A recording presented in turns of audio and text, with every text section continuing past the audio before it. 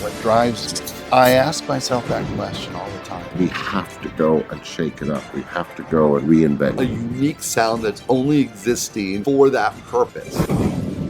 That takes a lot of work. You start with the raw material. That's the addiction. Some people look at me like I'm totally insane. There's a mental preparation. We all have this fragility, which drives us. Time to listen, time to breathe, time to clear out all the noise. I really want to hear from heaven.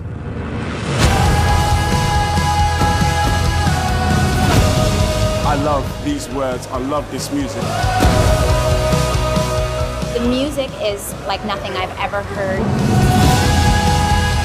And I just felt this hard shell around my heart just begin to crack open. Does everything make sense? Absolutely not. But I think more stuff doesn't make sense without him.